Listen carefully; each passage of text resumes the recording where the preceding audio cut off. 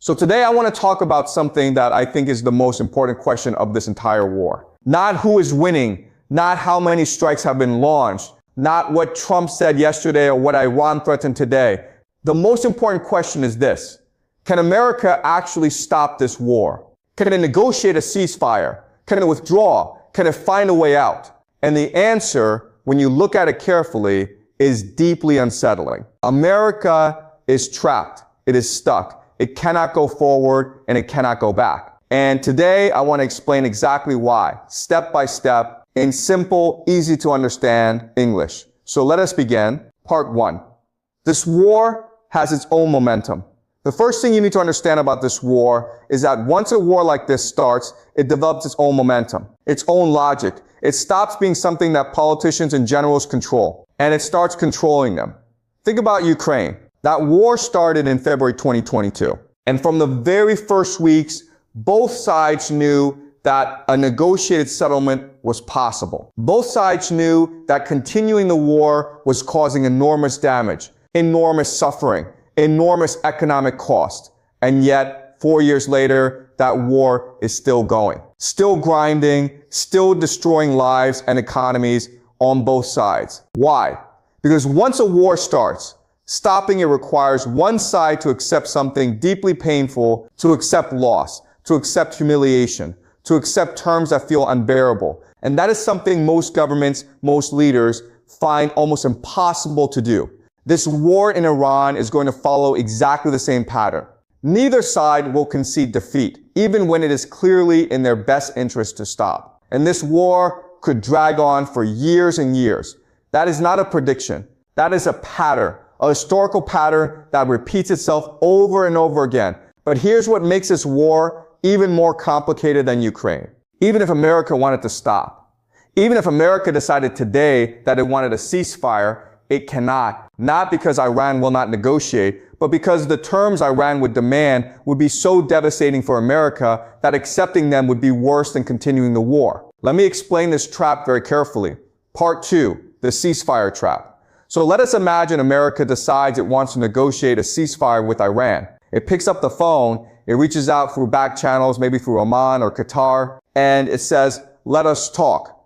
What does Iran say back? Iran says, "Fine, we will stop fighting, but here are our terms." First, America pays Iran approximately $1 trillion in reparations. $1 trillion for the destruction caused by this war, for the decades of sanctions, for the economic damage inflicted on the Iranian people. Second, and this is the critical one, America must leave the Middle East permanently, pack up its bases, withdraw its forces, remove its military presence from the entire region forever, because Iran's position is very simple. The only way to guarantee Iran's long-term survival is to ensure that America can never come back and do this again. Now, on the surface, some people might say, well, maybe that is not so bad. Maybe America should leave the Middle East anyway.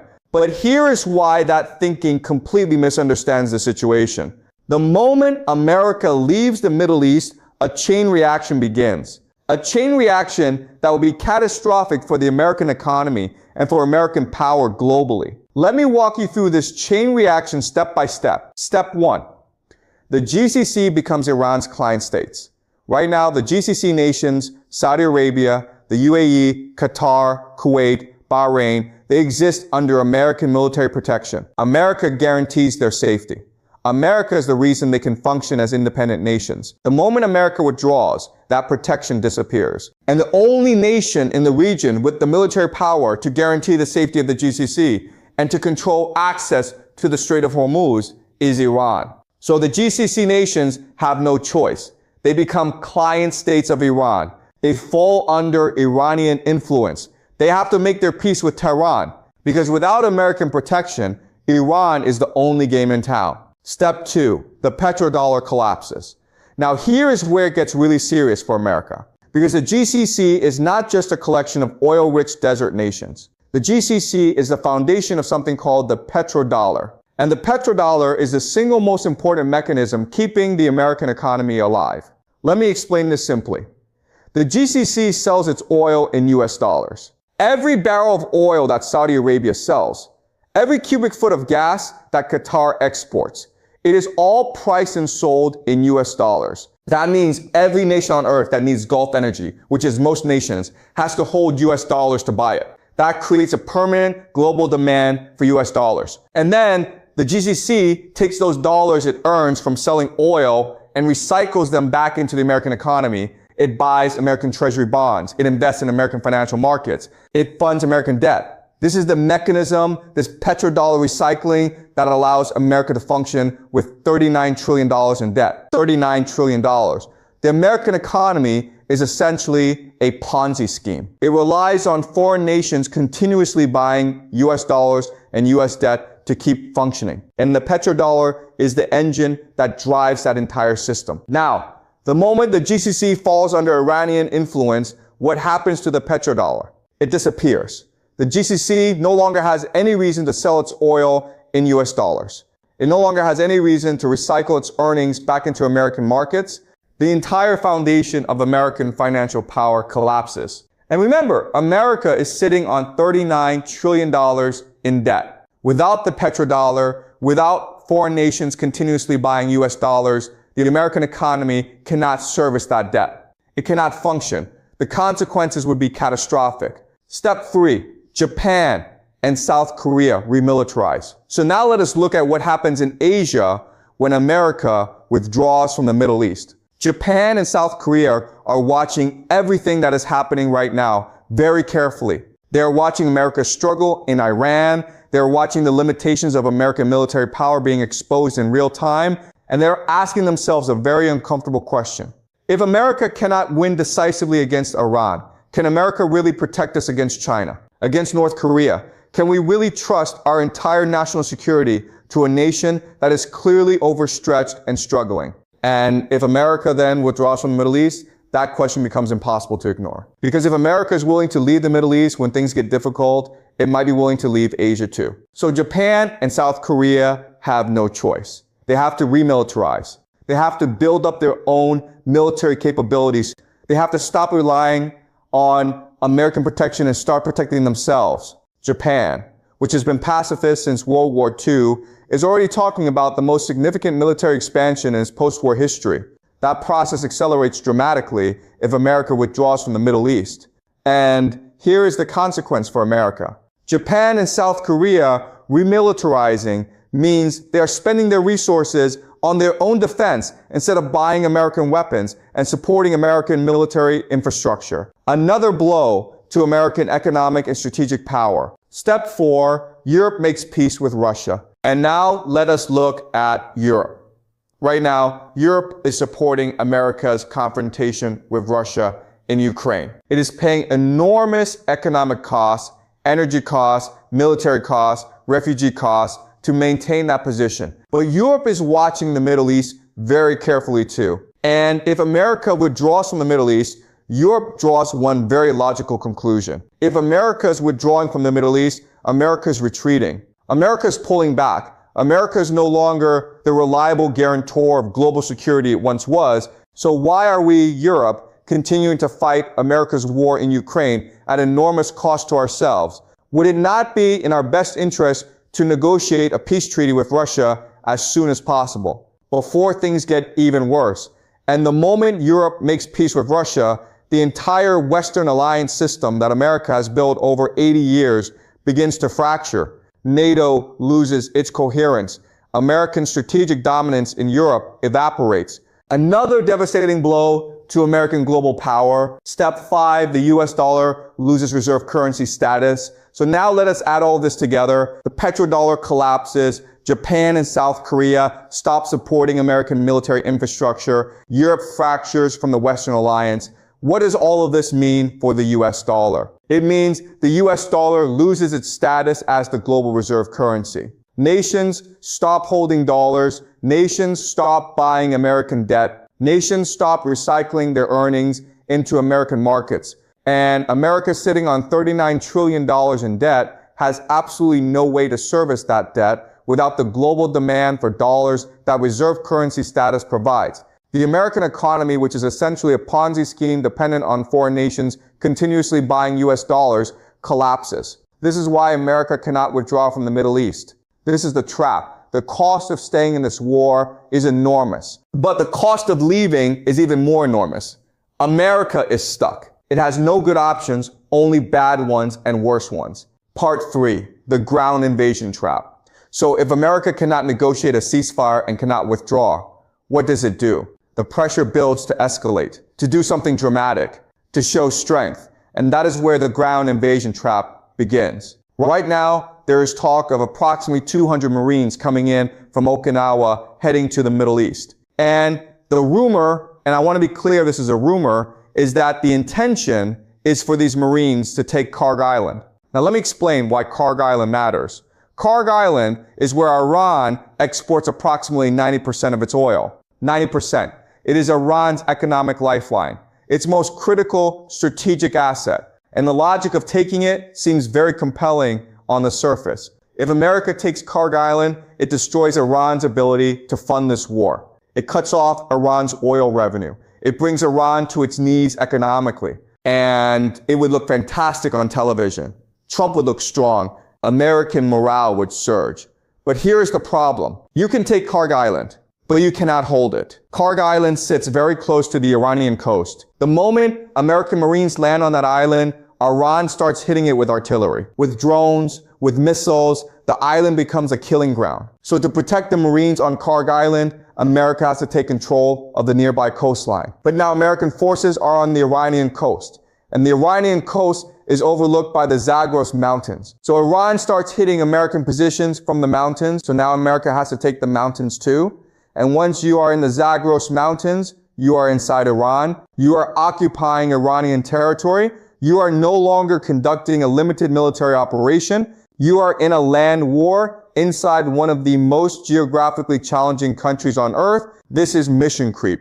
And history tells us exactly where mission creep leads. In 1965, America sent 3,000 Marines into Da Nang in Vietnam. Just 3,000 Marines. A limited mission, a defined objective. 4 years later, America had 500,000 troops in Vietnam. 500,000. From 3,000 to 5,000. Because once you commit, once you are inside, you cannot leave. Because leaving means admitting defeat. And the sunk cost, the lives already lost, the money already spent, makes leaving psychologically and politically impossible. That is the sunk cost fallacy. And it is one of the most powerful and dangerous forces in all of human decision making. Once you have invested enough, once you have lost enough, you keep going. Not because going forward makes sense, but because stopping feels like all those losses were for nothing. America went through this in Vietnam. It went through it in Iraq. It went through it in Afghanistan. And it is about to go through it again in Iran. Part 4, why America is actually losing this war. And now I want to tell you something that most mainstream coverage is completely hiding from you. The American military does not want to fight this war. Not because American soldiers are not brave or capable, they are. But because the American military has war-gamed this conflict, tested it in simulations, run the scenarios, modeled the outcomes countless times. And every single time they run the war game, America loses. Let me say that again. Every single time American military planners simulate a full-scale war against Iran, they lose. Why? Because the American military is built for a very specific kind of warfare. It is built for shock and awe, for overwhelming air power, for precision strikes that destroy an enemy's defenses in days. That is what happened in Iraq in 2003. America achieved air supremacy in days. Rolled into Baghdad in weeks, toppled the regime in under a month. Easy, clean, fast. But Iran is completely different. Iran has been studying America's military playbook for over 20 years. It has watched every American war, analyzed every American tactic, identified every American weakness, and built its entire military strategy specifically to counter what America does. Iran does not try to fight America the way America wants to fight. It does not mass its forces for America to destroy with air power. It disperses, it hides, it uses asymmetric tactics, drones, hypersonic missiles, underground facilities, proxy forces across the region. All of it specifically designed to negate America's advantages and exploit America's vulnerabilities. And nowhere is this more visible than with America's aircraft carriers. the USS Abraham Lincoln and the USS Gerald Ford. These are the most powerful naval vessels ever built. Each one carries enough firepower to devastate a small country. They are the ultimate symbol of American military power, and they are sitting far away from Iran's coast, threatening, posturing, but not actually doing very much, because getting too close to Iran means entering the range of Iranian drones and hypersonic missiles. And a carrier, for all its power, is also an enormous target. Losing a carrier would be one of the most catastrophic military and psychological blows America has ever suffered. So the carriers stay back, and Iran knows they will stay back. The Iranians have spent 20+ years preparing for exactly this war. They know the American playbook better than most American generals, and they have the perfect counter to it. Part 5. What should America actually do? So given all of this, given that America cannot stop, cannot withdraw, cannot win cleanly, and is sliding toward a ground invasion trap, what should America actually do? The honest answer requires stepping back and seeing the bigger picture. This war in Iran does not exist in isolation. It is connected to everything else happening in the world right now. The trade war with China, the war in Ukraine, the tensions in Asia, all of it. These are not separate conflicts. They are all symptoms of the same underlying problem. American empire is overstretched. It has its fingers in everything. Every conflict, every region, every dispute, and by having its fingers in everything, it allows its enemies to provoke it, to drag it into conflicts that drain its resources, damage its reputation, and weaken its position globally. That is exactly what is happening right now. The only real solution, the only path that preserves both American power and global stability is a fundamental change in approach. Instead of trying to dominate everything, America needs to sit down with everyone. Russia, China, Iran, all of them, and acknowledge that the old world order where America was the unchallenged hegemon is over, and that a new order is needed. One where America is not the bully, but a genuine partner, where every major power has a stake in stability, where the global economy can function in a way that benefits everyone, not just a privileged few. What does that actually look like in practice? It means America stops trying to maintain military bases in 80 countries. It means America stops using the dollar as a weapon of economic warfare against nations it disagrees with. It means America sits at the same table as Russia and China and Iran and says, we all have interests here. We all have things we need. We all have people who depend on us. Let us build a system where everyone gets enough of what they need, that nobody feels the need to go to war to get it. That is not weakness, that is wisdom. And right now, wisdom is the only thing that can save us from the catastrophe that is coming if this war continues on its current path. Whether America has the humility and the vision to take that path, that is the most important question of our time. And honestly, I do not know the answer, but I do know this. The longer America waits to make that choice, the more expensive and the more painful that choice becomes for America, for Iran, for the entire world. So let us just recap what we have covered today. This war has its own momentum, just like Ukraine, and neither side can easily stop it. America cannot negotiate a ceasefire because Iran's demands would trigger a catastrophic 5-step chain reaction. GCC becomes Iran's client states. Petrodollar collapses. Japan and South Korea remilitarize. Europe makes peace with Russia. US dollar loses reserve currency status. American economy built on $39 trillion of debt collapses.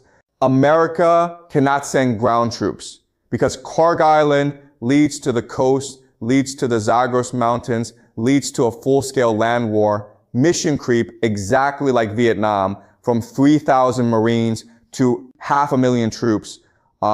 America cannot win militarily because the American military loses every single war game simulation against Iran. And Iran has spent 20 years building the perfect counter to America's playbook. America is trapped. It cannot go forward. It cannot go back. It cannot stay where it is indefinitely. And the only real exit, the only path that does not lead to catastrophe is wisdom. A new partnership, a new world order where America leads not through domination, but through cooperation. Whether that happens, only time will tell. Subscribe for more analysis of this conflict explained in simple English.